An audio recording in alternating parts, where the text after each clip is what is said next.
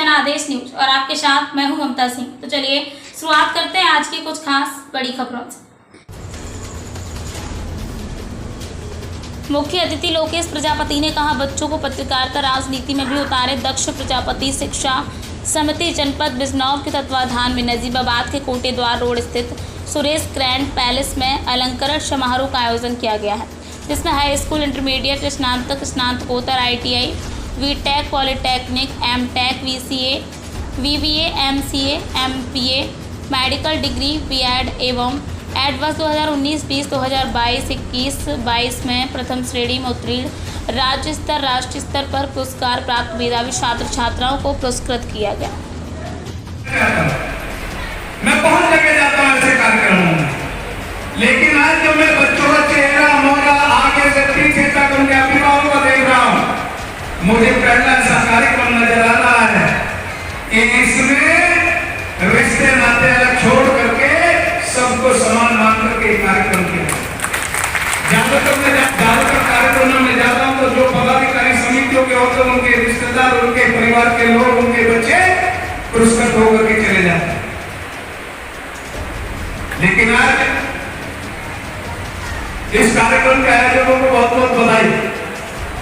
और जिस तरीके से आज ये मैं चर्चा कर रहा था, मैं रोहतास जी से बात कर रहा था कि रोहतास जी पश्चिमी उत्तर प्रदेश में हमारे समाज में जितना बिजनौर के हमारे समाज के बच्चों ने शिक्षा में अपना नाम रोशन करने का काम किया है, ऐसा मुझे अभी दूसरा जिला नजर नहीं आया। क्योंकि बहुत पहले शेरकोट एक जगह आपके लिए पहला इंटर कॉलेज अगर प्रजापति समाज का किसी ने नहीं रखी, वो यही बिजनौर में प्रजापति में रखने का काम। ये भी शायद नाम है ना, तब छात्र स्नातक इंटर कॉलेज।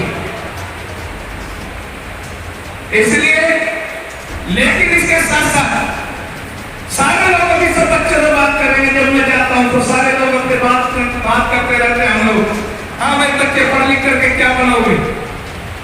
तो कोई बच्चा कहता है डॉक्टर बनूंगा, कोई बच्चा कहता मैं IAS बनूंगा, कोई वकील बनूंगा।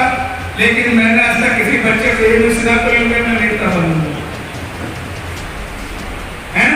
हमारी बहन, इनके जो बेटे इंजीनियर है, उनसे शादी हुई है, उनसे बड़े मौसा जी माफी चाहूंगा, आदरणीय PC चक्रवर्ती जी मंच पर उपस्थित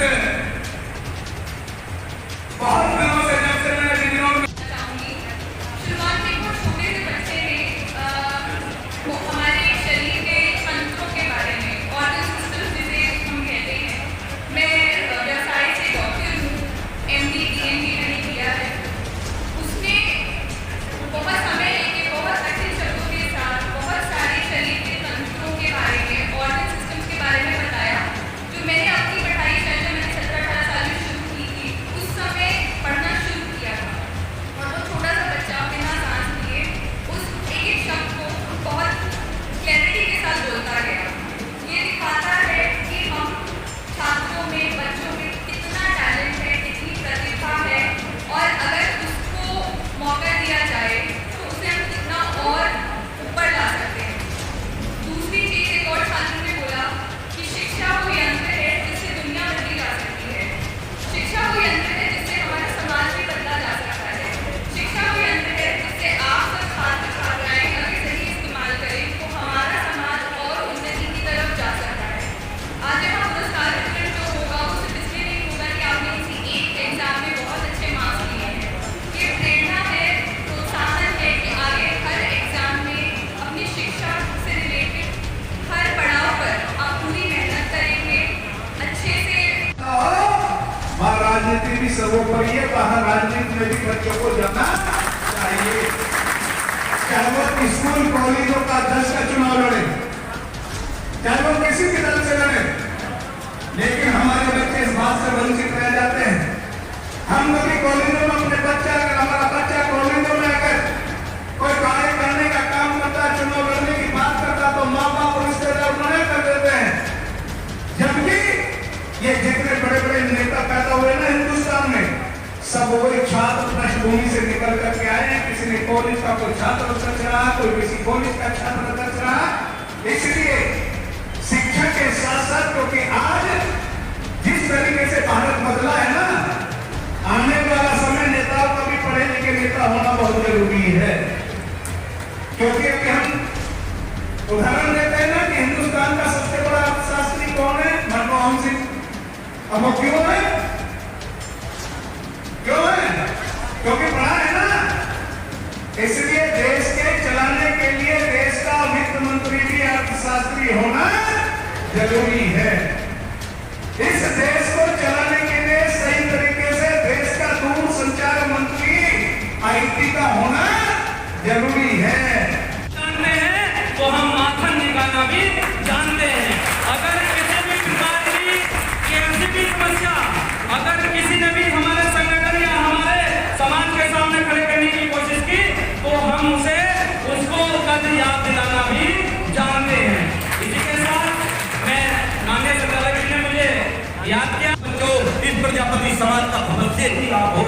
मैं अपनी बात को हम सबका सम्मान करता हूँ और एक दो लाइनों के साथ आप लोगों से विदा लेता हूँ कि मर मिटेंगे अब तुम्हें बर्बाद ना होने देंगे। मर मिटेंगे अब तुम्हें बर्बाद ना होने देंगे।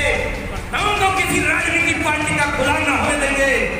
तुम्हारे चेहरे पर रहे रोज का सूरज तुम्हारी धरती पे कभी साफ ना होने देंगे। वक्त हो गया एक छोटे से ब्रेक का। ब्रेक के बाद फिर से हाजिर होंगे ऐसी कुछ खास बड़ी खबरों के साथ। तब तक के लिए नमस्कार।